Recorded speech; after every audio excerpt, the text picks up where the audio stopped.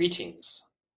In this video we're going to be dividing 3x to the fourth plus 4x squared minus 6x plus 1 by the binomial x squared plus 1. Several things to watch out for here. Let's set this up. We're going to do this using long division. So I'll go x squared plus 1, and that's going to divide into 3x to the fourth plus 4x squared minus 6x plus 1. Hopefully at this point you will have dealt with long division to some degree, but I'm willing to bet that doing long division was not your cup of tea, right? So I went ahead and picked up this harder problem here. It's a little bit on the harder side for a couple reasons. First of all, the divisor here, the divisor is what's over here, right? It's what's getting divided into everything. It's missing a term. It's missing an x term. It has x squared and it's got the constant, but it's missing an x term. So I'm going to put a plus 0x in here. Furthermore, if you look at this polynomial, it's missing an x cubed term. So I'm going to put a ghost 0x cubed term in there. You don't have to do this, but I highly recommend it. As we work this problem down the line, I'll show you where this could be an issue if you forget to do this, okay? So let's go ahead and take a look at solving this thing now. So what I always tell people is you say, okay, this x squared, this leading coefficient in the divisor, or this leading term in the divisor, x squared, how many times does it go into the 3x to the fourth power here in the dividend here? Well, it goes in there 3x squared terms, right? 3x squared times, that's what I meant to say. So 3x squared. So what goes down here? Well, that's what we're going to multiply this and figure it out.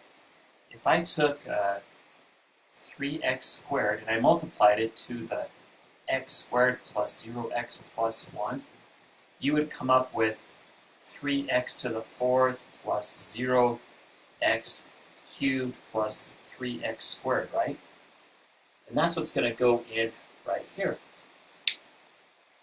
3x to the fourth plus 0x cubed plus 3x squared. Like that. So what's happening at this point is we've got to be dividing, right?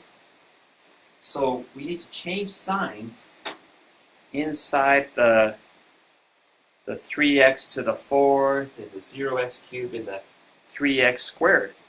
So to do that, I'm dedicating this video to Dr. Jekyll and Mr. Hyde. So far you've been seeing Dr. Jekyll, and here comes Mr. Hyde right now. You gotta change the sign. That's a negative, and that sign changes, and this sign changes. Yeah, I bet you didn't think the Phantom would be back, huh? Yeah, you gotta make sure to change those signs, because if you don't, then you're gonna mess this problem up. And 9 times out of 10, the people that miss this, that's where they're screwing this up, is right there. They're missing that sign right there, okay? By the way, Dr. Jekyll is back. So we'll go ahead and subtract these things down. 3x to the fourth minus 3x to the fourth drops out. X cubed, well, 0x cubed, that dropped out the whole time. That was still a 0x cubed, so that's out. And 4x squared minus 3x to the squared power. I'm going to circle these little sign changes, actually. Yeah, see, so that's not going to be 4x squared plus 3x squared to get 7x squared. A lot of people make that mistake. In fact, when people make this mistake on the test, that's the very first thing I look for, because 9 times out of 10, that's where they screw it up, is right there. Yeah, this is only going to be x squared. Now I'm going to bring down my, let's see, keep track of my colors here. I'm going to bring down my minus 6x here and my plus 1. Because I'm working with a trinomial over here in my divisor, right? So I need to make sure I'm working with a trinomial here as I keep working my division. All right, let's see. So it's an iterative process, so I've got to do this again. Remember what we did here? To get this 3x squared, I said, how many times does x squared go into 3x to the fourth? So I'm going to work that same idea here. I'm going to say, how many times does x squared go into x squared? well, 1 time, right? So I'll go plus 1 there. And then I'm not going to do what I did in blue here again. It's just a 1. It's pretty easy. 1 times x squared is x squared.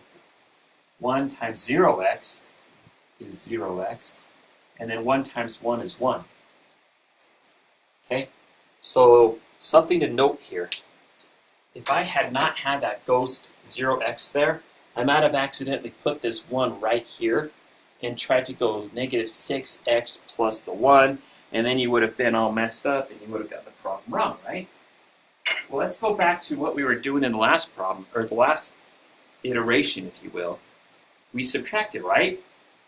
So, we need to subtract again. Ha! Yeah! Ha! Change the sign. Change the signs. Ha! Absolutely. Make sure to change the signs. Because if you don't, then obviously you'll get it wrong. So yeah, make sure to change the signs. And that's done. Okay? Keep very close track of these guys. Especially that. So the x squared term drops out. I've got a negative 6x minus 0x. That's still a negative 6x. Oh look, 1 minus 1 is 0. So it's not going to be negative 6x plus 2 as a remainder. It's just going to be a minus 6x. So you can write your remainder as a minus 6x, that's the remainder, over the divisor, which was x squared plus 1. And in intermediate algebra, they tend to like it written like that. In college algebra, I've seen this a lot. It's kind of cool, actually. They'll have it written out as functions. They'll have a q of x, which is the 3x squared plus 1. It's the answer. It's a quotient without the remainder. And then they write another function for the remainder, which is the negative 6x. It's really cool. I like it. Unfortunately, in intermediate algebra at a college level, they tend to like their answer written like this with the fraction in there as for the remainder. All right, so I hope you had our guest appearance by Mr. Hyde. I am Dr. Jekyll, signing off.